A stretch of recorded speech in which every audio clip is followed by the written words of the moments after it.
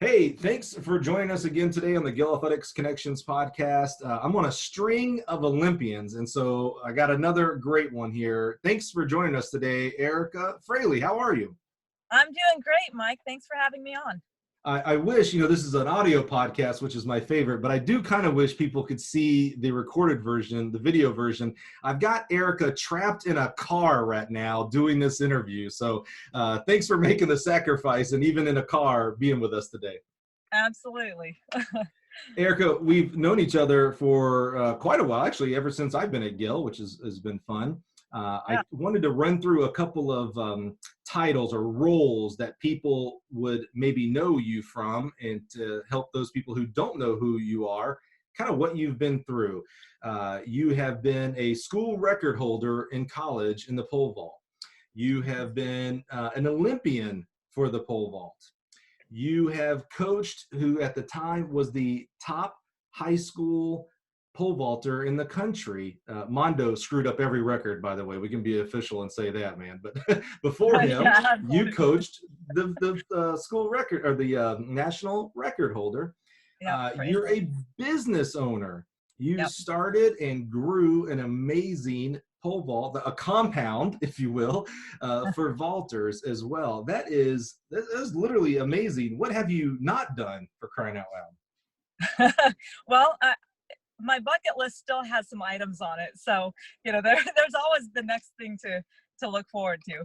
Hey, that's what the best people, the best coaches, the best athletes always say. There's always something next. That's right. There is no quit. Absolutely.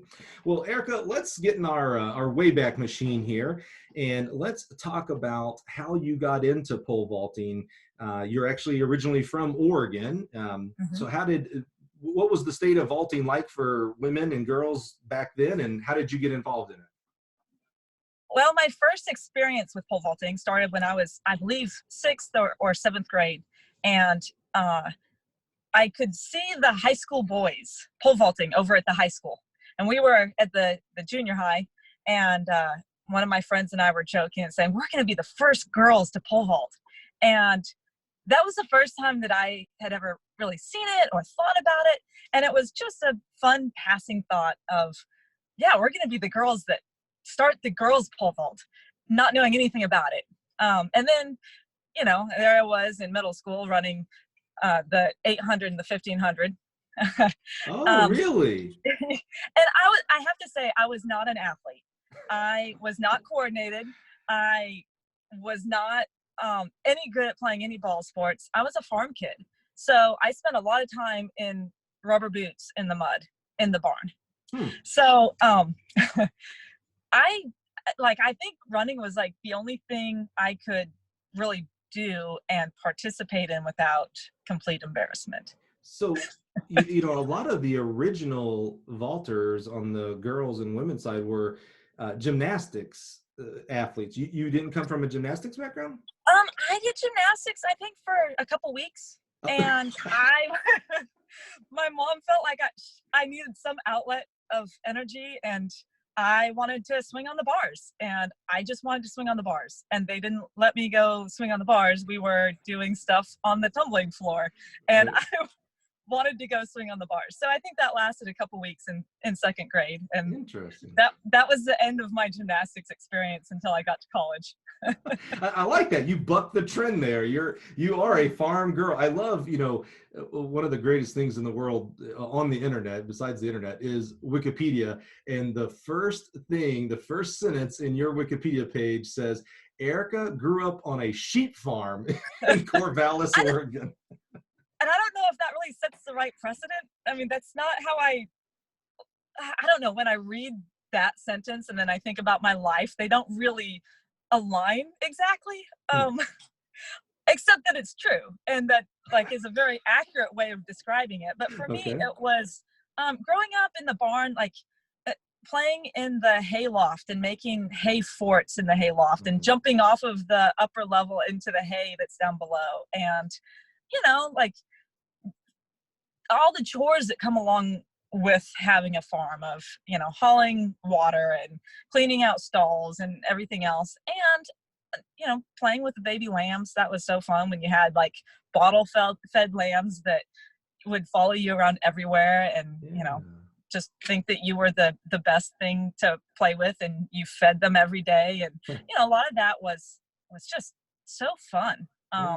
And then we did a lot of livestock shows as I got older. I was involved in 4-H and FFA, and we had livestock that we showed, sheep and steers, and I had pigs for a couple of years and hated them. But so I had a lot of experience in I guess is a bigger agricultural environment. That was the industry that my father worked in, and we spent a lot of time doing the FFA 4-H. Just that was our culture and our environment growing up. So sports and like livestock shows, they don't tend to coincide very well, because you're either doing one or the other. And in my family, we weren't a sports family. We were a livestock family. So, when I got to high school, coming back to how did I get started in pole vault, my parents let us do one sport a year, one season. So it wasn't an all-round thing. Our life wasn't set up to have 3 kids in sports year round. So I got to choose one, and I chose, actually, I think my freshman year, I did cross country and track. But I ran cross country because who can't run? I could run, and I was okay. My team was really good at my high school. Of course, being in Oregon, having a distance coach that was really gung-ho and had summer distance camps and that kind of thing. Surprise in Oregon. Right. And so I was part of my team in high school, and was a mid-level distance runner on a really good distance team. And that meant I never ran varsity. But my cross country coach was the head track coach at the high school. And so my freshman year, here I am out like running cross country all the time. I love running through the hills, the mountains. I just didn't like racing that much. That hurt. But I had these like great little biceps. Like he would always look at my upper body and say, "We need to get you in this new event for the women." And, he's probably looking at me thinking, how can this kid run cross country really well? She's a little muscle bound.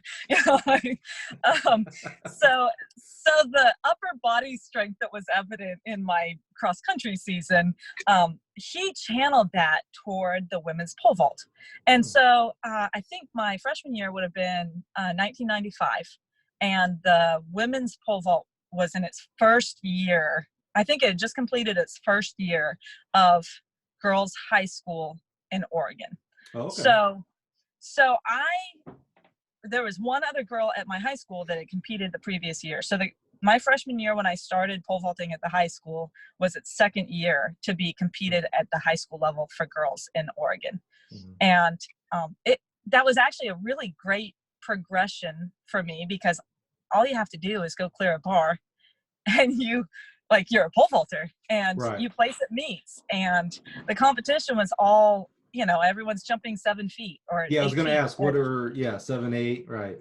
Yeah. And so you just get out there and you're able to do that, and it mattered. I got team points, and I was valued as part of the team. And like I said, our cross country team was good, but our track team was good too. We've medaled at the state meet for decades. And they still have a very strong winning program. But so each year through high school, I improved, and all the other girls improved. So I think when I was a freshman, I got third at the state meet with 9-4 maybe. And then the next year, I think I jumped 9-10. And then my junior year, I think I won with 10-6. And then my senior year, I was competing on a sprained ankle and didn't jump as high as my junior year. But I got third with 10-4. Oh yeah, I think. Yeah. So as you look through my progression through high school, it wasn't huge. I wasn't making these 1-foot jumps like a lot of girls do nowadays. But I also competed, track season started March 15th, and the state meet was, June 2nd. And so I'd start March 15th and I'd finish mid-June. And so really that was my window of practicing pole vault, was just those 3 months in the spring. And then It's I'd go and do my 4-H FFA livestock shows in the summer. And, you know, I ran cross country my sophomore year also. And after that, I realized, done. done. It's funny that you were the more traditional, the first day of practice is when you picked up the first pole for the year, and then, the last day of practice. And then you go on to create and found this year-round pole vault business. Just Right. funny to me that. And sometimes I look at this going, there's so much more out there for you kids if you want to be broader, but there's also so much reward on being able to master skills. And so there's obviously a balance between, like, don't be completely one-dimensional, go do other things as well. Right. But if there's something that you really care about, invest your time in that. Yeah, definitely a balance there. Yeah. And as like my personality in high school especially was be involved in everything. So even though I was a pole vaulter during those 3 months during track season, I also had other things going on during those 3 months. And there are times that I was not able to make the meets, and would tell the track coach, hey, I won't be there, for these 2 meets during the season. And track coaches don't like to hear that, like, you just won't be there. But I was gonna say that was a different time, that's for sure. And I did have things that I was responsible to be at. I was DECA was a marketing club that I was part of. I was state president of DECA my junior senior year. So that came first before track meets. Like, maybe if it was district or state, and I had to choose, I would choose track. But the rest of the time, I had other things going on. So for me, I was pretty diverse through high school, and track was just one of the 5 things on my plate that I was doing.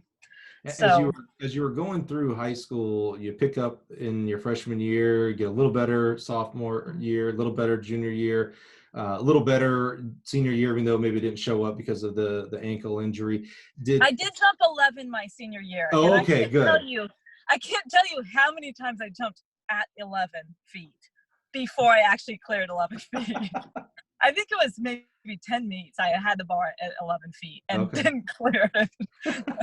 So my high school PR ended up being 11. 11, okay. How did as you're going through these progressions, was pole vaulting coming to you naturally, even with the I'm gonna call it the lack of dedicated time? You maybe were 25% committed because you had everything else going on, which is awesome. Actually, I actually like that, to be real frank. But was it coming naturally, or was it frustrating? How was the actual becoming a vaulter? If you look at my videos from high school, there was a lot of run fast and hold on. And if you're gripping high enough, you will fall on the other side of the bar. And if you look at the progression in each meet, it was really like, if the bar is at 9.6, it's easy to fall on the other side of it. And as the bar goes up to 10.6, my swing got a lot better. And the higher the bar went, the more pole vault was going on. Oh, interesting. And it's interesting because as I look back, there were a lot of things that I was really knowledgeable about in high school, and pole vault and athletics was not one of them. Like I had a coach that would tell me, do this, and I do my best to do that. But really it was, I just was doing what I was told and didn't really study the event. And I didn't really. Certainly harder to study back then, right? Absolutely. No YouTube, no videos really, back in the old VHS tapes, the old USATF tapes, and even more so, less, I'm gonna call it, role models for you. You didn't have a lot of other girls and women to even see what they were doing. You only had the male side of it. And I think it was just such a typical environment of high school kids, like with a coach. My pole vault coach was a master's vaulter. So he's out there vaulting with us. Just a bunch of pole vaulters, just, pole vaulting. And that sounds familiar. There wasn't a lot of like drill progression. There wasn't like, okay, we're going to do these straight pole drills, and then we're going to, we're going to do some of them in the sand. There was none of the learn the process of pole vaulting. It was like grip here and run from here and see how it works and try harder. So, yeah, always try harder. That's right.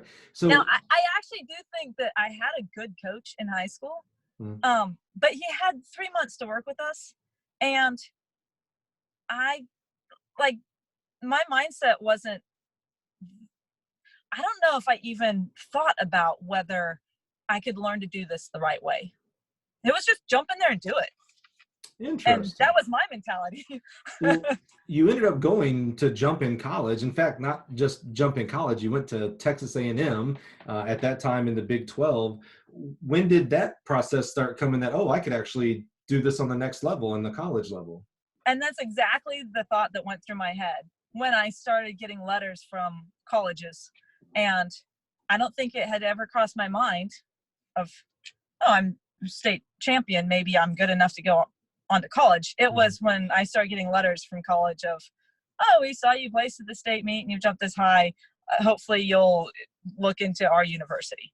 And once I started getting letters from that, then I really started exploring the idea of like, oh, I could do this in college. And then I could learn more about what I'm trying to do, and I can put more time into it. And it was almost like a shift of mindset for me, going from a high school student that had all of these activities going on to thinking of going to college and having one main activity, one main focus. Like, you're going to go and you're going to be on the track team, which you go to every single day, and you're going to be a student.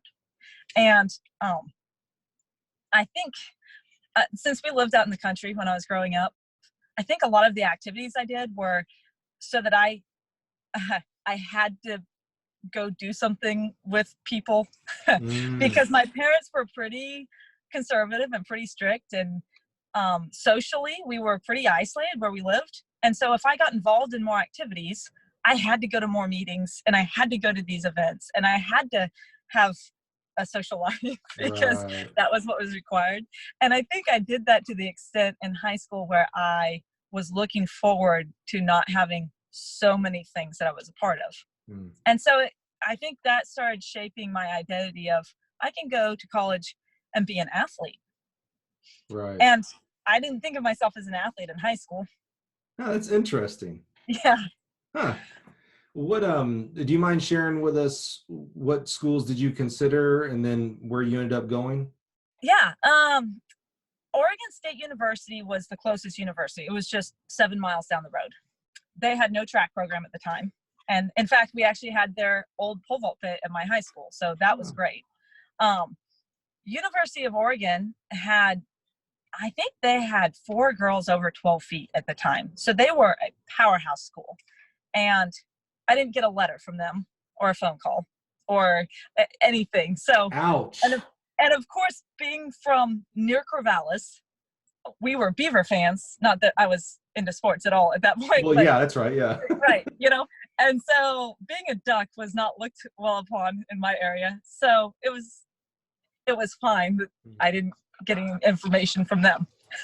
So I actually had 5 criteria as I started to whittle down my college list. And 1 was a good track team. 2 was a business program, because that's what I knew I wanted to study. 3 was an agricultural school, because that was familiar. And so if I went far from home, yep. Let's see, 4 was someplace hot. I was tired of the cold, rain, drizzle, dark. I wanted to go someplace hot.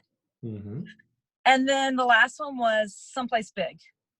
Growing up in a rural area and going to a small high school, I just wanted to be big, lots of people. So as you look at the list of schools that match business, ag, track, hot, big, Texas A&M fits perfectly. I mean, that nails like everyone. As you were going through it, I was like, yep, A&M, yep, yep. And I looked at Cal Poly in San Luis Obispo. Mm-hmm. They had good vaulters at the time. They had a good women's vault Mm-hmm. program. And I didn't get a good vibe when I visited from the vaulters there. They were just, I think they felt they were kind of on their own at that point. Mm-hmm. And then it was kind of chilly at night. It was too cold. So that one was like lower down on the list because it was just not very hot. A good friend of mine who is like my brother is the assistant coach now at Cal Poly SLO. He's going to listen to this and laugh and be like, yeah, it can't be 100 degrees every minute of the day, Eric. I went in March and it was like 60s. It was too cold. And that's also comparing that to when I went to Texas A&M.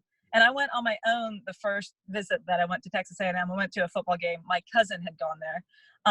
And then the second time I went was on an official visit. But the first visit, it was November and it was 78 degrees. And I went to the track practice and all the athletes were out there in like sports bras and no shirt for the guys, and everyone was tan and happy. Tan and happy. It just seemed like, oh, this is what, like, if you're going to be an athlete, you should be somewhere where you sweat and the sun is shining on you and everything was really pleasant. So, was it a pretty easy choice to go to College Station? It really was. Yeah. And it helped because I did have a cousin that was 12 years older than me or so that had attended there and was like blood maroon through and through. He was in the Corps of Cadets there and really involved in the university. Yeah. And so having him as a cousin and having him show me around what Aggieland was like, that was kind of a slam dunk as far as feeling like this school is special. The school has its own culture. It has its own traditions, and it's to be a part of being a Texas Aggie is a big deal. It is. And I felt that, and I felt like that was somewhere where I could go far from home and feel like I belonged somewhere. Oh. And it really was a really good fit for me. I'm not a Texan. And I didn't come from a family that was a huge Aggie family, but being on campus as a student there, you don't get lost in the shuffle. And you really feel like there's a spot for you and people care that you're there. And really special traditions and really, really special mentality on campus. I really enjoyed it.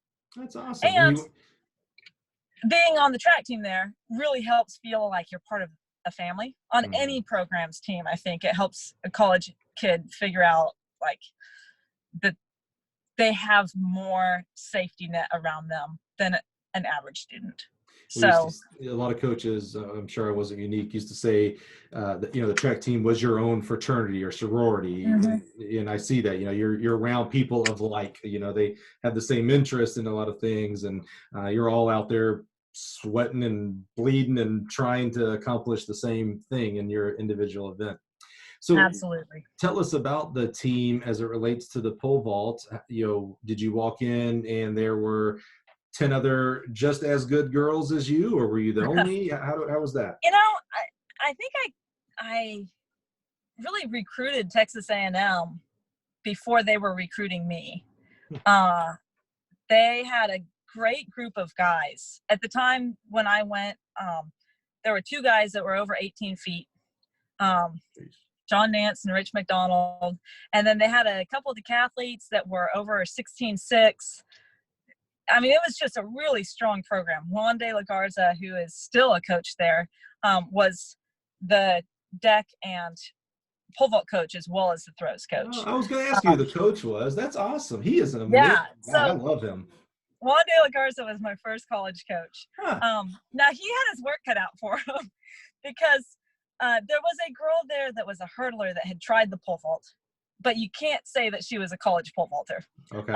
So really, when I was thinking about Texas A&M as an option and pursuing that, they weren't real receptive the first time I was talking to them about I want to come to college there and I think I want to be on the track team. And they said, well, when you visit, practice is at 3:00. You can come out and watch. But then as I established a relationship with them and went out and met the coaches and then continued talking to them after that, it became more obvious that I was actually a recruitable athlete that could make some big improvements in college. Mm-hmm. And you did. so I did. Yeah. Yeah, I jumped 406 in college, 13.4 almost. So wow. That's a big so improvement. I came in as an 11-footer, and I improved steadily my sophomore, junior, and senior year. Mm-hmm. Well, what do you think? Because it's radically different than your high school, right? You were a March through June kid essentially, and would go feed sheep instead of going to a track meet. And now you are essentially every day practicing to be a better vaulter. Yeah, I struggled a bit my freshman year. Just going to practice every single day when it wasn't track season was right.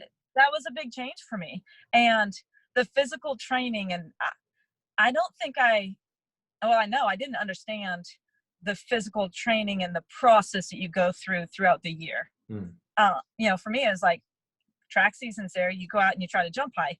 And right. then why are we at the track in October? Like, our first meet isn't until January. So, right. So for me, that first year, just the training was difficult. Feeling like I fit in was difficult because here I was as a student athlete, like my title as a person was student athlete, and athlete was something that I hadn't really been before. Right. And so it was very narrow and a narrow mindset. And a lot of these other kids that were on the team and in the cafeteria and other sports and stuff that we interacted with, they were athletes. And I was trying to figure out how athletes move, think, live, and had been very naive to training. And, I look back now and if I would think about, like, if you have livestock and you're developing livestock to be ready for show at a certain time, it's the same thing. That takes months. But for me as an athlete, it was just like, I'm out there every day, and it just was tedious of putting this work in without getting the reward yet.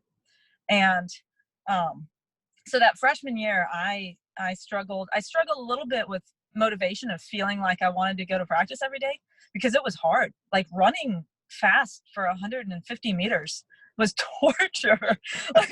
You're like, I thought I got rid of that cross country stuff. Well, and the fast part was hard too. It's like, I think I could have run just as fast in rubber boots as I did in track shoes. And I had no trouble being fast on the pole vault runway, but like, sprinting was not part of my repertoire. So you didn't make any 4x1 teams, is what you're telling me. So my high school team was a pretty small team, and it was, I think, all white. And I was not fast enough to be on either the 4x1 or 4x4 relay. Now, maybe if you would have put a pole in my hand, it would have been different. That's right, yeah. But no, I was not fast. I was fast on the pole vault runway, but sprinting was like an awkward, unnecessary thing for me. Right. So, did Juan coach you all 4 years, or did you get another vault coach in? So Juan coached me my freshman year, and then Ty Savan, who had gone to the Olympic Training Center after he was at Texas A&M, and then ended up back at University of Texas, and is still in, I believe he's still in the Austin area. But he coached me my sophomore and junior years. Is that right? Yeah. So he was really instrumental in my, college experience of like learning how to think about pole vault technique and training in the pole vault, and just developing a little bit of a pole vault mind, which I did not have before then. I didn't know that people studied technique. I didn't know that there were drills to do. And so under him, that part of it developed a lot. And he helped, it helped with goal setting, and helped with figuring out what your weaknesses are and working to make them better. And so I grew a lot during that time. And Yeah. I think Juan de la Garza was happy not to have to try to coach these girls either, because like I said, I don't think I was very easy. I think when he start getting mad at the guys about something, and coaches use their voice to motivate, and I think when he was doing that, I was probably hiding around the corner. I felt like if anyone's not happy, I should just hide right now, and that's a hard person to coach. Yeah, right, exactly. Yeah. So tell us some of the successes you had there at A&M. They were Big 12 back then, so conference meets, nationals. How far did you go? Yeah, so I my freshman and sophomore years, my freshman year, I improved 1 centimeter at the last meet. Like I said, that's gotta be frustrating. it was. Yeah, And first year, long year, and 1 centimeter is what you got out of it. right, like I'd never thought about how to get better as a pole vaulter. It was just try more. And then Mm-hmm. that was a year where it's like I started to try to learn how to think, and thinking while pole vaulting was hard, and training was hard. And my sophomore year, I improved quite a bit. I jumped 12.4 my sophomore year. Mm-hmm. But I have an interesting story about that. Okay. So my freshman and sophomore years, I'm out there learning to be an athlete and getting better at the pole vault. But then I started having this feeling like after my sophomore year of, this is pretty one-dimensional. I'm kind of missing out on my college experience being an athlete. And like I used to be involved in all these different things, and now Mm-hmm. I don't really have time to be involved in a bunch of different things in college. Right. I go to the track every day, and that takes up a lot of time. And we travel a lot in the spring, and it takes up a lot of time, and it makes being a student more difficult Mm-hmm. sometimes.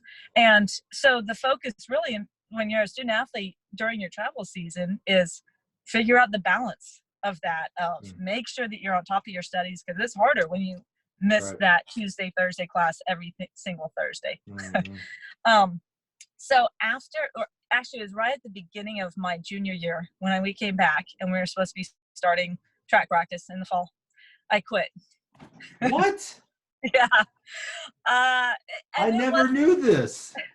Most people don't. I'm gonna update this Wikipedia page and put that fact in there right now. Holy cow! It was something I thought about it all that summer, and I processed it, and I prayed about it, and I talked to actually, I don't think I talked to my parents about it. Yeah, I was going to say, what would they say? Yeah. Talk to somebody. I was in my head a lot about it though, and it was something that I was really weighing out the pros and cons. I had put everything on paper, the pros of being an athlete in college and the cons of being an athlete in college, what I'm missing out on. And I convinced myself that like I'm missing a lot of other things I could be doing. I could be involved in all these other organizations that are going to enhance me as a student and my career path and my networking and being in, the student council or, other service organizations. And so through that process, I decided that there are a lot of things out there that I would like to be doing that I can't do because I'm an athlete. Wow. And so I went in. What did Coach say? And this was Coach Ed Marcinkowicz at the time. He was the one that actually had been really instrumental in recruiting me and was kind of the one that, if I needed something shipped, I could ship it to his house, or, he was the one that. He's an awesome guy. I know exactly what you're describing. Absolutely. He had been to my house in Oregon on a home visit. Okay. Wow. So he's the one I went into, and I said, Coach, I think I have some other goals that I want to accomplish in college, and I don't think that pole vault fits in it. And so I think I'm going to decline being on the track team. You couldn't even say the word. You can't even say it now. I know, you're right. Quitting wasn't in my nature. So how can you say I quit? I've made a choice that I am pursuing other things that are Oh more man, important to me. are you sure you weren't a political science major? That's a very politically answer right there. Holy cow. So, Broke his heart. I, I don't, he Ed is great. Like, I'm sure he was disappointed, but he told me that's okay, because I'm sure I was crying at the time. And, he's just reassuring me that, whatever I feel like I need to do to take care of what I need to take care of, that's fine. Wow, that's a great answer, actually, Well, I mean, if he tried to convince me to be on the team and I listened to him, I'd probably resent being there, and end up being a worse athlete Right. as it went along. So, no, I think it's like, okay, that's what I'm going to decide to do. I've got to do it.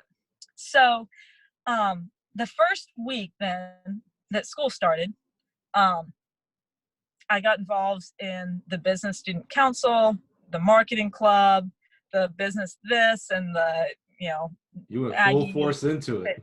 Yeah. I got full force into it. Yeah. I went to every meeting, signed up for things. I was like, okay, this is my new path in college. Right. And so then the second week, I kind of realized we don't meet again until the first of next month.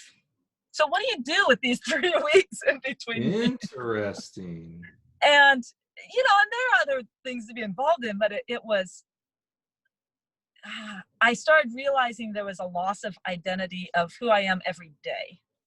It's like, yes, you can go be part of that organization and they have meetings here and you can be working on some project for that here, but what are you every single day? And so I felt that the sense of loss of my college identity, more or less. Interesting.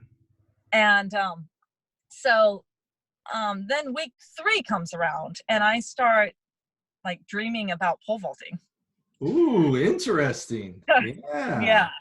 And so I was dreaming about it, and I'd wake up unsettled because here I was, spent all night dreaming about pole vault, which wasn't a part of my life at all then. Right. And I had chosen that I'm going on this other path.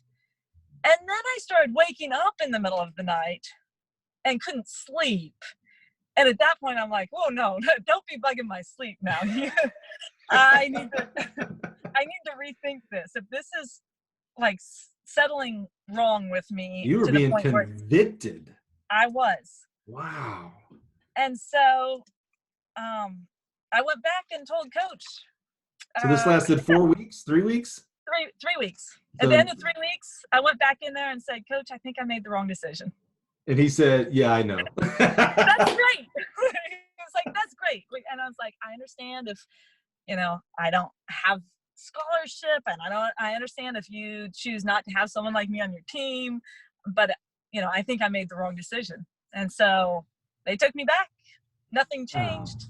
The guys were a little mad at me when I came back to practice because that had been 3 weeks of fall training. Right. Yeah. And I missed the hardest 3 weeks of the year. Right. But I will tell you that I like telling that story now, because without knowing that I wanted to come back, I wouldn't have put as much of my heart and soul into the pole vault. And that was a real turning point for me, because at that point, I had quit. I'd recognized that it was part of who I was, and I chose to come back 110% committed. Is there a song or a poem or something? If you love something or love somebody, set them free. If it was meant to be, they'll come back, or something like that. You had to set free pole vaulting, and during that 3-week period, you realized, oh my goodness, that's who I am now. That is my idea. I am a vaulter. Yeah. And because of that, it shaped the way that I showed up for training every day after that. And really, I embraced my identity with that, and I took ownership in things a lot more after that. It was, instead of just showing up at practice and doing what you were told, I started learning more about what is it that I'm doing and why am I doing this and how can I become a better athlete. Wow. And I don't know if I would have ever gotten to that point if I hadn't had that turning point, that moment where I realized, no, this is something that I'm choosing to do I'm It's choosing to come back to it because it's that important to me. it's interesting looking back at what could be seen as a fairly small decision point in your life. Oh, she quit the team for 3 weeks and came back and moved on through her college career. You know, there's lots of athletes who had the I've quit for a season or a month. But this sounds like it was a real turning point for you as it relates Yeah, to this event. it was. And I think probably because of the process that I went through. Um, and I was so uh, thorough in thinking about what's the right thing to do with this, what's best for me, and then realize it was wrong. And Hmm. it was a turning point for me spiritually too, I think, because it was something that I had sought out, like I'd prayed about it and I'd sought out Hmm. God's wisdom, and Hmm. kind of felt like it was just my, like he'd been kind of silent with it, and it was my decision to do what I thought I needed to do. Hmm. And so after that, it's like, well, sometimes God lets you make mistakes because you are able to learn better through them. Right. And it really, like, I'm still in control of the choices I make every day, Right. but sometimes, he lets me make the wrong choices and can accept that and move forward in a different direction. Huh. So, So and what did the last 2 years look like then, now that you're kind of in locked in mode with well, vaulting? I improved nearly a foot the next year. So that was Isn't like that one of interesting? the biggest windows of improvement for Right. me. My senior year was good, but a little bit shaky. I dealt with some hamstring injury stuff, and just it lingered on that whole season. And it was, compete that weekend and then not really train during the week, and then compete the next weekend and then don't train. And so the senior year was a rough year for me. Um, Mhm. and that's probably part of the reason why I decided to continue training after college. Yeah, I was going to ask you, what was the climate of post-collegiate vaulters for women at that time? Like, as far as like heights, and I did was anybody not, encourage you to keep going on, or was it you were I was just going to not see what good enough. happens? I was good enough to, like, I'd won Big 12 conference indoors and outdoors, and I'd made it to nationals um, once indoors and twice outdoors. And I was never good enough to be All-American. So I Mhm. think the highest I'd placed at nationals was 11th. And Mm. so really I wasn't a vaulter that you would pick out and say, this person needs to keep vaulting. They Right. can be good someday. Um, but I think I had talent that people saw that wasn't being utilized yet. And I had been encouraged by a couple of coaches that, if you want to keep vaulting, you should, I think you could be good someday. And that, coupled with the fact that I wasn't really that excited about any of the job offers that I'd gotten interviewing, like, Yeah. kind of led me to think, well, I'd rather be pole vaulting than going and working for Granger or something. Right, right. Yeah, that would be the perfect. Yeah, Granger, John Deere, those would be the companies. A Yeah. business major, sheep herder here. Exactly. Right. So you competed at the '04 trials. I believe you were ninth there. And then, Uh, so spoiler I alert. was 13th. Oh, you were 13th. Okay. I was the first one out of the finals. Okay. And spoiler alert, you competed at the '08 trials and you made the Olympic team. What was the difference then in those 4 years that you became an Olympian? I mean, let's talk about the list of Olympians, first of all, extremely small, and you made it. So what was the Yeah. difference that happened there? Well, I think the difference started before the Olympic. Well, I'll go through kind of that process. Coming out of college, I jumped, 13, 3.5. Hmm. And then 2 years later, that year, the year after college was kind of a throwaway year, learning to, like, I had bounced around to do different places and kind of just learning how to train on my own. Mhm. And then my my first husband, Mike Barlina, was my coach at that. And at that point, once we started, like, treating it like a partnership, um, I made big improvement. Mhm. And training was intense. I could train really hard, and I figured out that I could train really hard, and it made a big difference Mhm. um, in my ability to learn how to sprint. That was huge. Um, my my coordination levels, that was huge. My strengths increased a lot, but then we realized it wasn't something that needed to be increased, and kind of stepped back a little bit from trying to be as strong as you could be, because Right. for me, genetically, I can be super strong, and I didn't need to be that strong. I did need to learn how to sprint and get more coordinated. But that year, first year out of college was kind of like sorting that stuff out. Yeah. Second year out of college, I went from 13.3.5 to 14.6. And so that was a huge jump. And of course, at that level, usually if you make that big of a jump, you're not really ready for it. And I was plenty fast enough, strong enough to jump that high, but really just didn't have the experience under my belt jumping that high to know More what I was mental. doing. Yeah, and coordination still. I was a super uncoordinated person. And so, like, yes, if you line it all up, it's easy to pole vault right. But for me, like, figuring out how to do things in the air in the pole vault was something that everything was learned. There was nothing that really just flowed or came naturally to me. So if you have a meet where things kind of flow and you jump high, it was awesome.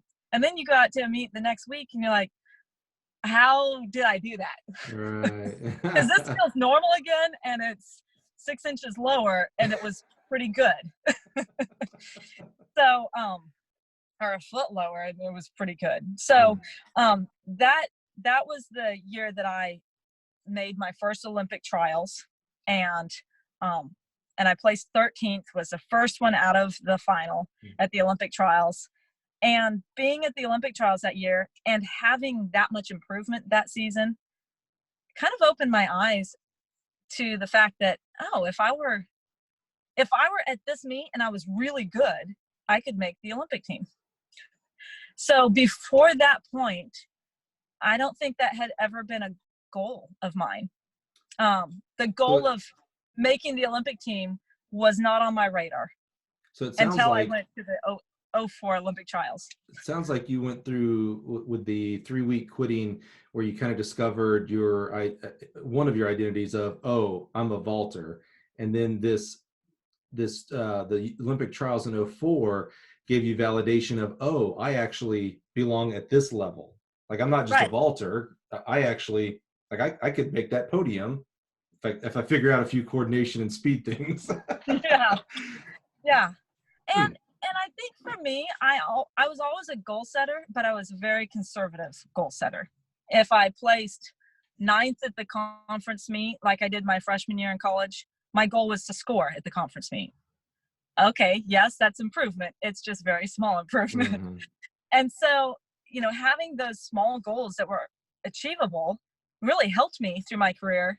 But at the same time, if I'm going to have a small goal that's achievable, making the Olympic team is not really in that category. Right. I was about to say, where are you putting that one? Right. Like, until I made it to the Olympic trials and realized this is like a next step goal.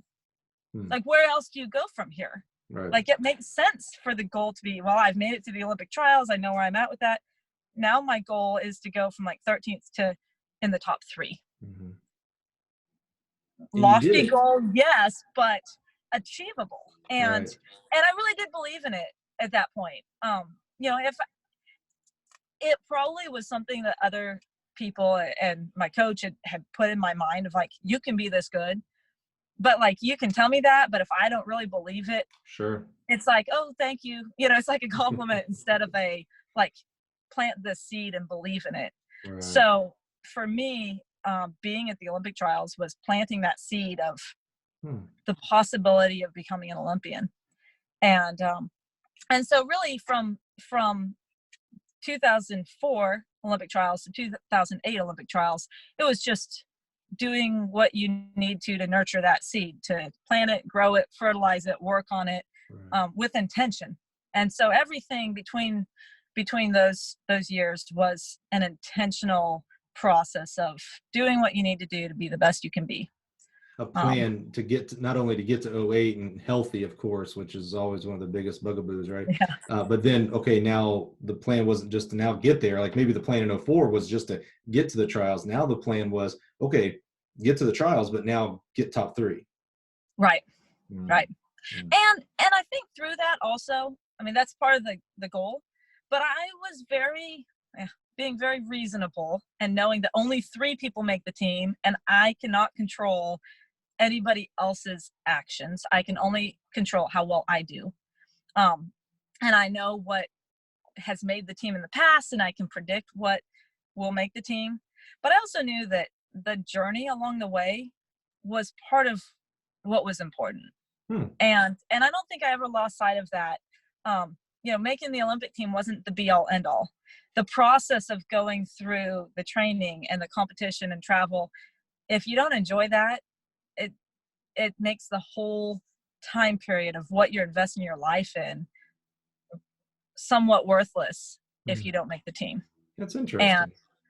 and so for me, like, yes, I want to make the team, but I also recognize that I need to enjoy this process, Hmm. because if I don't make the team, I don't want to feel like this was all a waste. Right, right.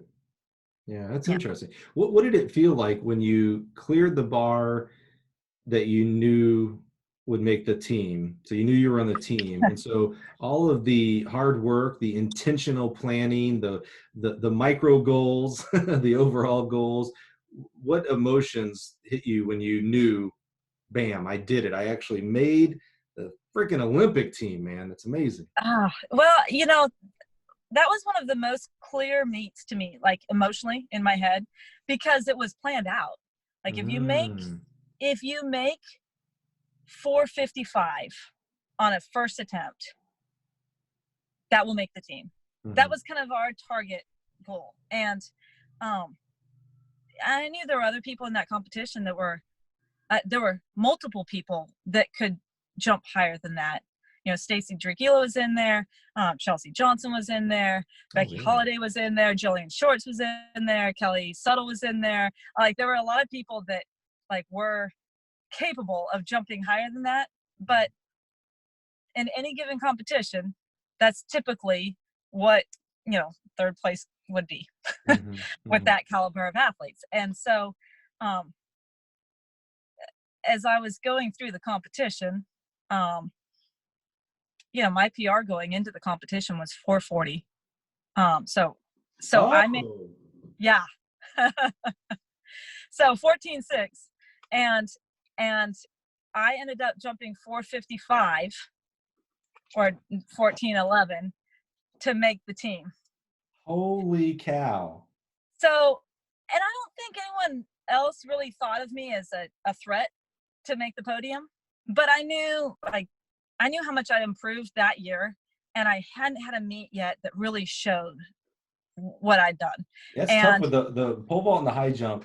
Those bar events, they're really tough. That you don't necessarily know what you know what your on paper PR is, but it's hard to tell someone like, yeah, yeah, I know I've only jumped 440, but 455, yeah, yeah, I can do that because yeah, of all the other things. Where long jump and sprinting, you have a better chance of getting close to that real PR. So yeah. you have the And confidence that you could do that. I had made some changes. Like, I went from running 7 strides to 9 strides that season. So that was a big Huge. change, and it took, it takes enough competitions to get that dialed in. And I Hmm. really went into the trials feeling like I barely have had enough competitions under my belt to feel like I'm ready for this. Um, Hmm. and I was thankful that we had the prelims and then the finals. It's like an Um, extra meet for you. exactly, exactly. And I also felt like this is the goal, and we've planned for this, and I can do it. And I had that sense of, I can do this. And for me, that wasn't something that was a real normal feeling. Hmm. Pole vault was really hard for me mentally, and I really struggled with run throughs, and I really struggled with um, like having the feeling and the belief that I can do this. I mean, there were times I'd stand at the back of the runway and just feel like there's no way I'm planting this pole. And so, through my entire career, I struggled with that. And Wow. so, as I was in the middle of the Olympic trials, I was still struggling with that. Especially, I'm on the biggest poles I've ever been on. I'm running the longest run I've ever run. And so through that whole competition, I think I had 2 run-throughs at 4:45, and then I made the bar, which was a PR. And so, for me, it's just, there was a lot of just internal struggle emotionally with that. It's something I wouldn't wish on anyone. And any pole vaulters that have dealt with it know how debilitating it can be. Right. And any vaulters that have gone through their pole vault career and haven't dealt with that can't understand it. Sure. And I don't want them to have to understand that.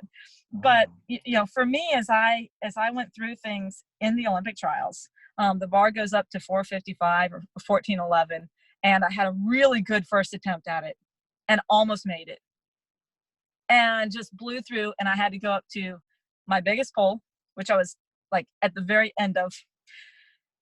And so second attempt at 4:55, I ran through, of course, because it was a bigger pole. So after that, I felt a little defeated, because here I am failing again in the middle of a competition because I didn't even take it up. And then I'm also watching other people take their third attempts. And, I see Stacy Dragila go out. I see Chelsea Johnson go out. I mean, they both jumped over 470. I think Jen and April Steiner had passed. And then everyone else, I think I was at the bottom of the lineup. I think the only, there was like Becky Holiday and maybe someone else after that. But we got to the bottom of the lineup, and there's only, 2 people after me, and nobody has cleared the bar yet. So you knew on your third attempt, if I make this bar, I'm in the lead. Now, yeah, not only make it right, you're in the lead. Now, for I'm some in the people, lead, and there are only 2 people that have passed, and everybody else is out except for the people, like the 2 people left behind me. So for some people, that's a huge thing, right? Because you know where you stand. Other people, that anxiety, right? Because it's like, oh, it's all on. Everybody knows what I know. If I make this, I'm in. If I don't, how did you react to this? Somewhere in my soul, there's this feeling like, when it really matters, I can make it happen. Oh, that's awesome. And so at that point, it was like, it really matters. I can make this happen. And of course, I think I surprised myself, but it was like, it just has demonstrated to me in my entire life, no matter what I'm doing, like how important that attitude is, and how much that belief in oneself really can change the outcome. Yeah, and absolutely. My emotional spectrum was really broad, and there are times I'm standing at the back of the runway thinking, there's no way I can plant this pole. Right. And then there are times I'm standing back there going like, if it really matters, I can make it happen. Right. And so that attitude of, it's right now. I have to make it happen right now. And like, what can I say? Like, when it happens, it's this feeling of elation. Did you smoke it, or did you hit it? Well, it was a blow-through jump again, and I just barely didn't hit it. But I knew it was like everything was moving fast through the bar, and I had to and then, of course, I make it, and then the other 2 people behind me are out. And so after that bar, I know I'm on the team. But I'm in first place right then, because Jen and April had passed. Right. And so I have this thing of like, well, why am I thinking that I'm shooting for third? Oh, wow. Yeah. No settling. Yeah. And so it was actually a, like, you own this thing, like, live up to your potential right here. Mm-hmm. And so first jump at 460 or 15.1, and I blow through. And that was the end of the competition for me, because then in my brain, which was, it's just overactive, I don't have a bigger pole, and I can't make the bar. And so that was, it was at that point of like, I've done everything I can, and now, like, that's it. Was there also an emotional component to, I get what you're saying, the emotional side of like, wait a minute, why should I settle? I should own that. I Yeah. could win this. However, on the flip side, was there also, especially after that first blow through on the 15-1 bar, where it's like, oh, wait a minute, it Oh, wait a doesn't minute. matter if I get first, second, or third. It's all the same. I'm going to the And Olympics. I've PR'd twice. Yeah, right. And I made the Olympic team. Okay, like whatever happens now is just bonus. Right. Yeah. Yeah. That's like gravy on top of the gravy. I mean, come on, two Yeah. PR, make the Yeah. Olympic team. Holy Yeah. cow. So, Man. I look back at my athletic career as a vaulter, and it was a struggle for me. I mean, there are times that like people talk about how much fun they had and how much joy they had and how they just loved pole vaulting. And a lot of it for me, it was like, oh, it was kind of a love-hate relationship, because emotionally, mentally, it was so hard for me. And I had to really work on the mental strength of it a lot. And that took some of the like pure joy and love out of it. And I think that shaped me a lot as a coach of how I coach athletes. Yeah, that's what I was going to Because of, transition to. yeah. Yeah. Yeah. How do you use that experience that you had, which I don't know in regard, you know it because you know other vaulters. Is it common, your experience, or uncommon? And how do you use that with your vaulters, and including, like I said, you coached Devin King, who was at his time when you coached him, the top high school vaulter ever. So I mean, again, we're reaching for things that no one's ever done. How did you use that experience in your coaching? So, I guess for me, I think that I was someone that had a tendency to have more struggles with the mental side of things. Okay. And some people are more apt to that than others. But I really think that training and conditioning an athlete habitually can really help or hurt their mindset in the pole vault. So as a coach, I've really tried to let athletes get comfortable and then push their limits. And it's like that comfort zone is so important. You have to trust what you're capable of doing. You have to trust that like you're in control. I never felt like I was in control. I felt like it was jumping off a cliff every single time. Oh, wow. And so, yeah. So as a coach, I want athletes to feel like they master things and they have complete confidence in their ability to do things, and their mental clarity, like their ability to see what they're doing in their jump and know where they're at in the air and just feel things more. If you have increased anxiety levels, you can't sense things as well. And so your feel of things is more of from a tension standpoint instead of a mastery standpoint. Oh, that's interesting. And so, if someone's out of their comfort zone and feeling like that it's all a tension thing, then and just take a step back and find that repetition that actually enhances their feel and their ability to control their body and control their emotions. And with your pole vault club, you worked with youngins all the way up to, like I said, the Devin Kings, the national record holders, and a couple masters guys here and in there masters, right? Yeah. But yeah, all levels. Do you see a lot of similarities in all those different levels, even no matter where they are in their vaulting journey? Yeah, I think so, because there are some kids that in their first year of vaulting, or when they're girls that are jumping 6 or 7 feet, and boys that are jumping 8 or 9 feet. There are some that will block a lot and they just don't have that confidence and they struggle with that. But I think for the most part, when athletes are started in a good way and they build their confidence, I see way less like mental blocks in the athletes that have been coached. I guess I'd say moderately. You push the envelope and you keep them on the edge of their comfort zone, in their comfort zone, but always pushing the boundary. Athletes that are forced to be outside of their comfort zone all the time, they just don't have as much trust in what they're doing.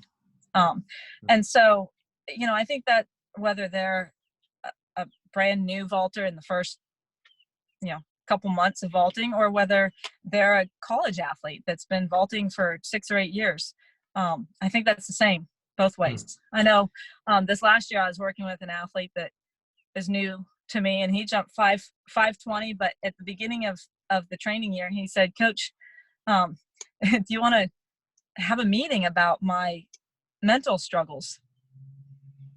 And I said, "No, I really don't want to meet about your mental struggles. I don't want to have to. I don't want to have to talk about that yet. Mhm.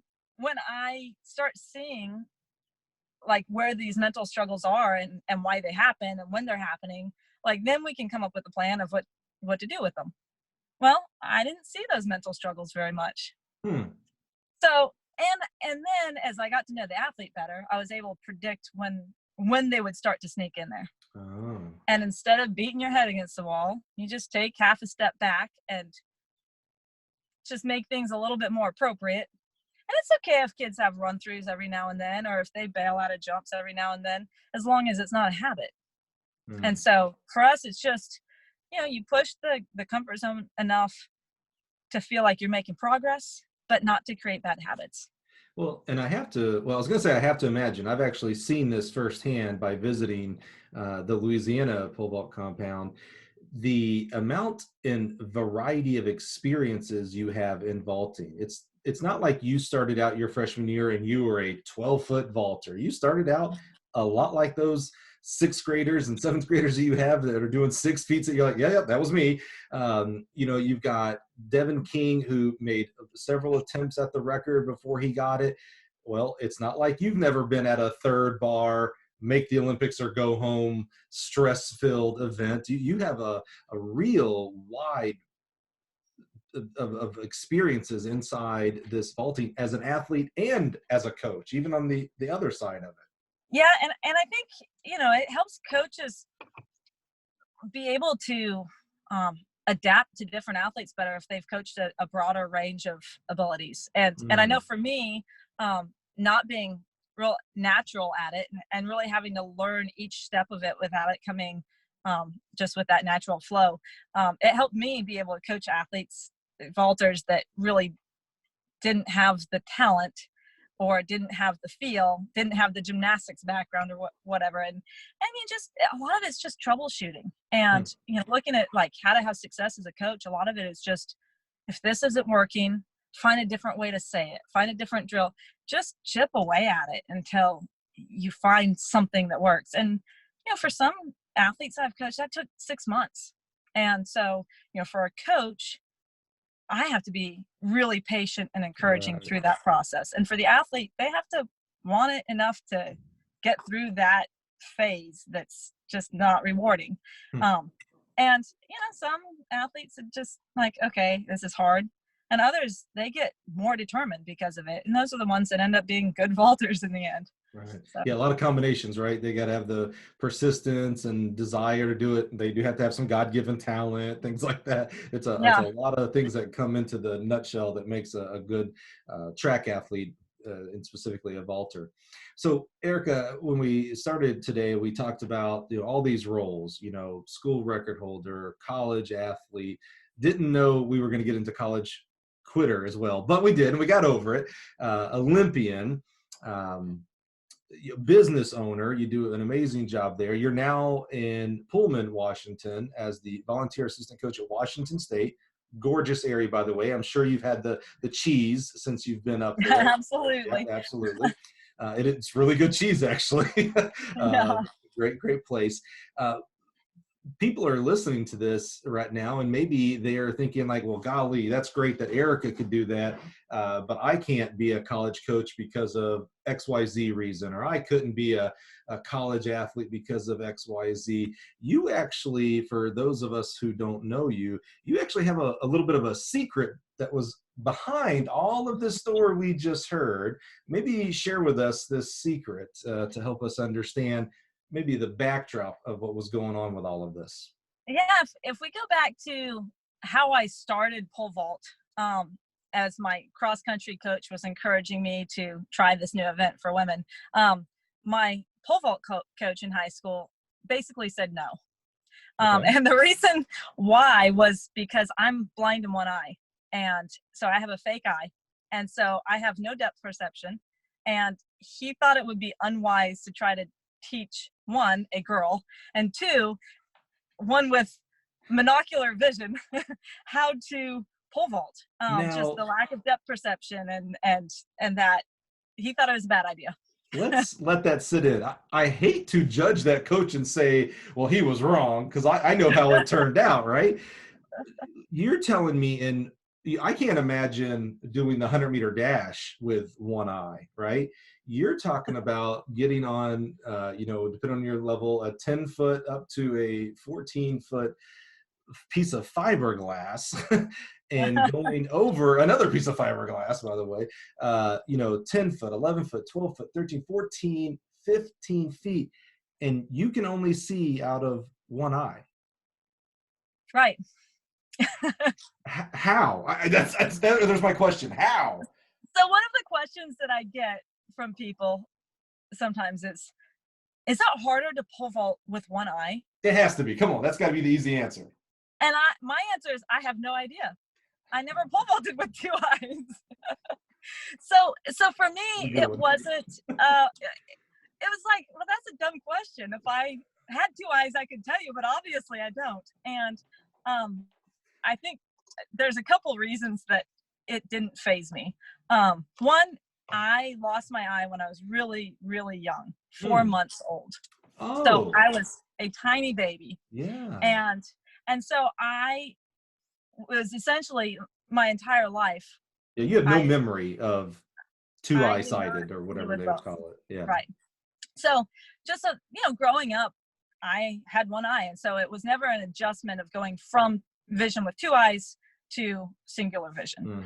Mm-hmm. So I'm sure that helped. Although I have to say, one of the Facebook groups I'm on is called Lost Eye. And so it's full of people that can only see out of one eye. And there's a big range of people. Some of them had started off without vision in their eye at all. And then others, lost their eye at 20 or 40 or like as they got older. And so really all of the people that lost their eye as a teen or a young adult or someone through their adult years really had a difficult adjustment, more emotionally than anything else. But they've had to adjust to things about having one eye that I just have always known. Like sometimes I'll walk into the wall on my right side because I didn't see it. And you would think I'm embarrassed to say that both my eyes work, and I actually do that. That just makes it embarrassing now. I have no excuse. Yeah, and the depth perception thing, like, I still have, like, sometimes I'll reach out to shake someone's hand, and I'm just not, my hand is not in the right place for their hand. Really? And so there are little things like that I still sense that, like, I know it, like, other people don't have trouble with that. Luckily, driving, I have no trouble with driving. And, pole vaulting, I don't think I have trouble with pole vaulting. Yeah, well, you prove that. Yeah. You mentioned that, besides lack of speed, but that coordination was an issue throughout your career. Is that attributable at all to lack of eyesight there? I would have said absolutely. Because I have always been a little uncoordinated and really learned to deliberately practice coordination through my 20s when I was training as an elite athlete and paying attention to how my body was moving and just being aware of that. I was never good at throwing and catching. And in my mid-30s, I started learning how to throw a ball. And, now I can throw decently. I don't have a great arm, but I can actually look like I know how to throw. Yeah, I'm surprised you don't have a great arm, though, because I've seen the guns, Erica. I know. It just doesn't it doesn't translate into it's coordination. So, and I laugh because it's like, it took a lot of repetitions, lots of repetitions for me to figure out how to throw a ball. However, I'm going to throw my dad under the bus here. Last Christmas, we were on the beach with the dogs, and my dog likes to bring the ball, and we were throwing the ball down the beach. Well, I watched my dad throw the ball. It was awful. Are you saying it's genetic? Okay. So yes, I think it's more genetic than just having one eye. And as I get older, it's funny because I analyze things like that of maybe my lack of ability to throw is more genetic than being related to one eye. Because my dad can see out of both eyes, and I didn't realize he was that bad. And so obviously we never practiced throwing and catching a ball when I was young, because he would be better now if we had. He used your eye as an excuse. It's like, well, we can't play catch, Erica, Right. because of the eye. And internally, he's like, man, I can't throw. And then there are other things that I realized that I didn't give any credit to, like difficulties I had that now I look back and think, well, I only had one eye. What did I expect? And so, and I can't think of any off the top of my head, but yeah, there are things that like depth perception really does make a difference. Yeah. And so having the lack of that, I look back now and I think, I thought it was just me. And now I know, well, that's what happens when you can only see out of one eye. So obviously, athletically, like all the proof is in the pudding, what you were able to overcome and not allow to be an excuse. Again, Big 12 champion, Olympian. I mean, that's obvious, right? That's the easy ones to see. In your coaching career, through coaching the compound, coaching college kids, coaching kids and athletes of all ranges, are there things that you have to do differently because of the lack of eyesight in one eye, or like to catch steps and to see the whole transformation? I don't think so. If I have, it's been something that's just an adjustment that I've made to adapt. And, I think everyone has something that they have to adapt to, whether they recognize it or whether it's something that they, just inherently change. But, I know for someone that's a soft-spoken person that doesn't project their voice very well and they might be quiet, they have to learn how to get athletes to hear them. Right.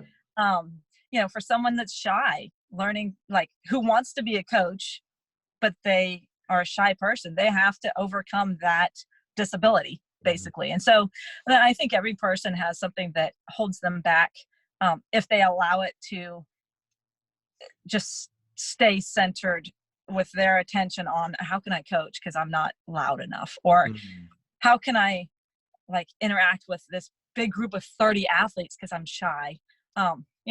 For me, it's the one thing that I've dealt with just as far as feeling capable is feeling like, do people know that I'm looking at them? Really?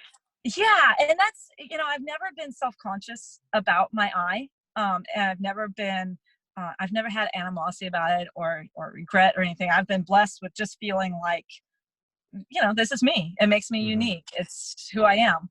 But there have been a few times when like my eye doesn't look exactly like the other one. So my real eye is the one that's actively looking at things, and my fake eye is a little bit more stationary and it doesn't track quite as much. And there are times that I know people see a difference. And then I start thinking, are they wondering what my eye's looking at? Or are they, and I can tell when I start thinking and I look off to the left or I'm looking somewhere else and my other eye is looking straight at them, I can sense them wondering, what is she looking? Is she looking at me? Is she looking over I'm the one she's talking to, right? And so I can see them kind of glance to their side or something to see if someone else is behind them. And those are the only times that I've thought like, okay, I need to make sure that I am looking them straight in the eye with both eyes so that they know that I am speaking to them directly. It's probably made you a better communicator because you had to be more intentional, you know? I think maybe so, yeah. Yeah. Have you ever had... Of course, people that I'm around more that know me better, I think they notice it less. But some of the new athletes that I coach, those are the ones I notice it with the most if they're looking at me wondering, is she looking at me? Right. Have you ever had to not use it? What's the opposite of use it as an excuse? Because I know you would never use it as an excuse. Have you ever had to tell either an athlete or a coach, like, hey, man, I only got one of these. Eye, I can do this. You can do it with two. Right. Yeah. Oh, yeah. And it's funny, too, because some people are really timid about mentioning it or asking about it. And for me, it's a big part of who I am and how I was raised, and um, embracing that part of me. This is how I am. And there are some people that are afraid to ask or mention it, or um, they're just very cautious about talking about it. And when I feel like I'm with someone like that, I'll start making jokes about it, or like I'll keep an eye on you and wink at them or something, or like um just little comments. And of course, I'm on the spot now, I can't come up with it. They Well, usually I was just going to pop say, out of my mouth before I can stop them. I was going to say, tell me you haven't made any kind of jokes with the, like you haven't freaked anybody out, have you, Erica? uh it's been a couple decades. I think when I was in high school and college, I was much more liberal with my Mm. the amusement that I would bring myself and my friends. There was that Well, one incident with I took my eye out and put it in a glass of water and called the waitress over. Yeah, no. yeah. And it wasn't funny to her. So I learned that you Yeah, I was have going to to, say that was traumatic. it was. So I learned when I was like in my late teens, early 20s, that not everybody thinks it's funny. I guess I have to say, after knowing you for, close to 14 years now, thank you for never doing that to me or in my presence, because that would have been traumatic to me. Yes. Well, you know how when people start getting older and then they start thinking jokes are funny that they're really not, and they start Yeah. losing all who knows what I'll be like when I'm That's, 70 or 80. ask my kids. That's pretty much me in a nutshell. As I've gotten older, I'm very liberal in what I think is funny nowadays. So I do have to say, though, my favorite Halloween costume is being a pirate. And Oh, when we would have our Halloween vaults, and I would still compete in it, I liked being the pirate that would compete with the eye patch on, because anyone else trying to do that just wouldn't work very well. But I own right. that. Did you ever at the back of the runway take the eye patch and move it over to the good eye or whatever? People are like, wait, what is she doing? No, but I do have to admit, I have tried to pole vault blind, and it's really scary. Yeah. Yeah, it's just, to see Vaulting like, is scary when you have two eyes that work. Come on now. No, blind. Holy cow. yeah, as long as I didn't have to run more than 2 steps and the pole was already pointed toward the box, I was okay. I think I could jump about 6 feet like that. Have you seen the videos, speaking of, blind athletes and such, the sprinters and the jumpers who compete at the Paralympic level that are blind? Yes, and I met a pole vaulter when she was in high school. I'm trying to remember. I think she was from Texas, and Texas. her coach used a device to Yes, make a sound of where the box was, so that she could run toward the sound. that's Um, right. but like, I know she had impaired vision. What I happened to just her? can't I imagine remember it with seeing her at the completely Texas blind. relays. Yeah, I remember that. Do you Yeah, remember what happened to her? I don't know College and anything such. about it. I If just you're know that listening thought and you've inspired me to try the absolutely, blind pole vault. I remember her. That was not that long ago. It's been since I've been at Gills. That's not that been that long Yeah, ago. If you're listening and you know an update on that young lady, who I think was featured on ESPN and Sports Illustrated, rightfully so, by the way, I would love to know an update. And I'll make sure you know it too, Erica, since we both have thank you. seen this Yeah, kid. Email me. You know my email address. I would love to know just did she go on to college? Did she get a degree? What does she do today? That was just fascinating. Well, we've been joking a lot, Erica, and I love that you do have a great sense of humor. You have a great sense of humor about everything. It's not just this eye. You well, have a thank you. humor about a lot of things. What I love about it is, especially since you had it at such a young age, is it was never an excuse. Mhm. You had every excuse in the world, right? I mean, showing off the animals in 4-H, being part of all those different clubs and being in leadership roles in those clubs, being one of the first girl vaulters in the state of Oregon, especially at your school, going on to A&M, et cetera, et cetera, et cetera. You had every excuse, and something in your inner drive would never allow it to be an excuse. Well, and I would say, and this is what I started on earlier. Two main reasons. One, it happened when I was so young, and then two, my parents made a big effort and did an amazing job of raising me to think that I can. And it would have been very easy for them to try to protect me as a child growing up like that, and try to Absolutely. limit me from things that like might be potentially dangerous, or might be some kind of a, a risk. Hmm. But they never did. And that was completely by choice, because they wanted me to feel normal. They wanted me to feel capable. They wanted me to feel like I can go out and do anything anybody else can do. And so they never stopped me from climbing trees or jumping out of the hayloft or doing all these things. I grew up wearing glasses. Protect your good eye. Take the precautions necessary. Um, and I went through a spell, and then I have to admit, high school I didn't wear glasses because it wasn't cute. And then I had a hard time getting back into it. But I know from experience that wearing glasses protects my good eye, and I really don't want to be completely blind. Yeah. Hey, I love that you're, much like I just said about you not allowing the excuses to hamper your abilities. Your parents, they could have said, I mean, come on, I'm a parent. I get, Mhm. God bless your parents. I don't know that I could have done that. It's easy to say, to protect, and to sometimes overprotect and say, hey, Erica, you can't do this because of the eye. Hey, you can't do this. You can't do that. Instead, it sounds like they didn't allow the word can't to be in your vocabulary. Absolutely. And I really think, as a parent, there's so much um, almost guilt of like, I didn't protect my child from this happening to them. And then as you're raising them, like guilt of like not being able to provide a normal childhood or a normal life.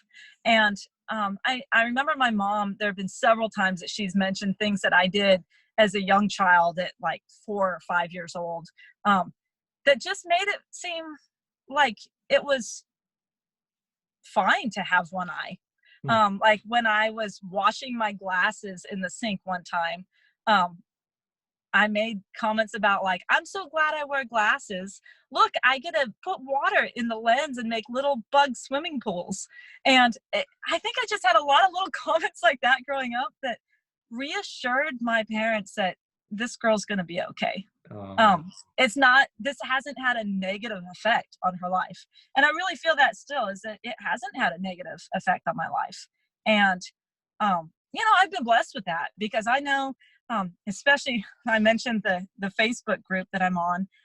There are so many people feel like if they lose an eye, they have lost part of themselves, and they mm, have lost their ability to have a normal life, and they've lost their ability to fit in social circumstances, and to be looked at as normal by their peers.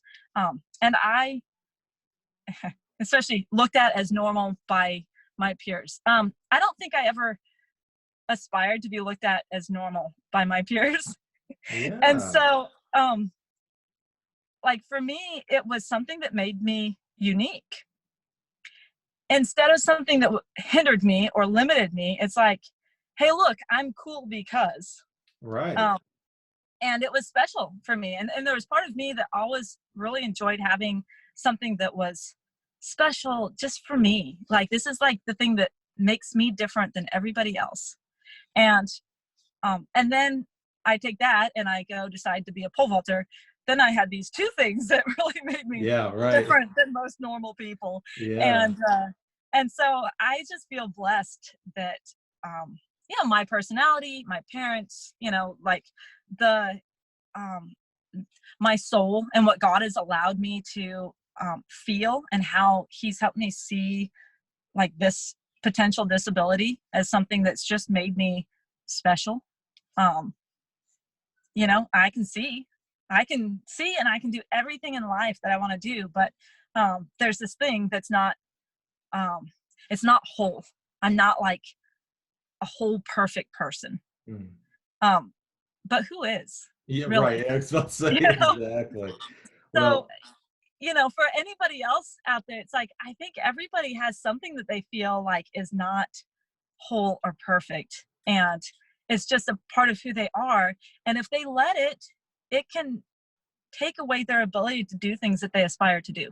hmm, And for me, if I would have let it, I could have let my eye take away my enjoyment of being around people, or thinking that I could go do something like pole vault, or um, wanting to be in front of people that I'm trying to coach because they might be looking at me funny because my eye may not be pointed hmm. directly at them.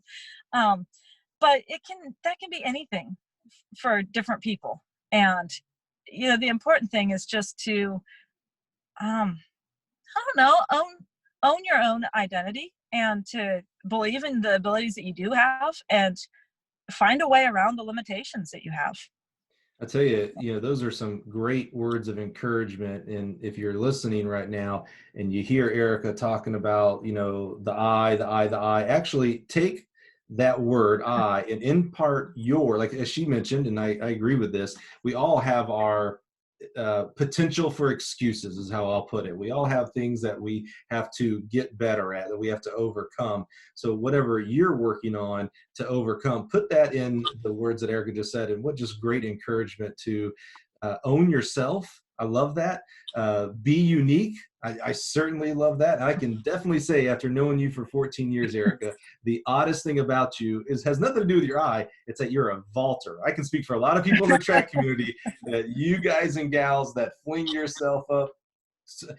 I used to say guys and gals that used to fling themselves up, 14, 15 feet and 19 feet. But honestly, I see kids on the middle school club level that are doing 6 foot, 7 foot, 8 foot. I've tried it. I can't do it. You are crazy for doing 6 foot, 7 foot, and it just keeps going. So, Erica, thank you so much. This was even more than I wanted. Your story without the disability is awesome and unique. This cowgirl from Oregon goes to Texas A&M and becomes an Olympian. There's a book right there, honestly. And then, add the extra chapters of being a business owner and flourishing and things like that. It's just unbelievable. To know the backstory, the secret, if you will, that of going on in the background of all this. And it does kind of feel like it was in the background. It was not a foreground thing for you. It wasn't you got a scholarship at A&M because of a lack of vision and an eye. You didn't Right. become a business owner because of lack of it. You didn't coach the national high school record holder because of that. Was all that was in the background. And you never allowed it to be an excuse. And in fact, have embraced it. And now, obviously, we're hearing about how you're a leader in this community. And that's nothing short of what I would have expected of you, to be real frank, Erica. Well, thank you so much. And I wouldn't be where I'm at today without, my parents, Oh, gosh, yeah. Pat and Betsy Bourne. They did a great job of raising me. The coaches I've had, and my husband Doug Fraley, and the love that he's poured into me. And if I can just give a word to everyone out there listening, take um, really, really embrace the people in your life that help you get to where you're at, and really feed those relationships, um, and hold on to those people that really care for you and that you really care for. And they're the ones that have helped me through any of the struggles I've had, and have helped me see me as who I really am. And they're the ones that have helped me be able to have the success because they encourage me to not give up and to keep trying. And really, that's where success comes from. It's just that ability to just stay consistent, keep working hard, don't get shaken by the failures along the way or the obstacles that get in your way. And really embrace the people in your life that help you get to where you're at. That's it. That's the mic drop. That's how we're going to end this episode, because it doesn't get any better than that. Erica, thank you so much for being with us today. It was awesome. I'm so honored and humbled that you would sit down with us and share your story with us. Thank you, Mike.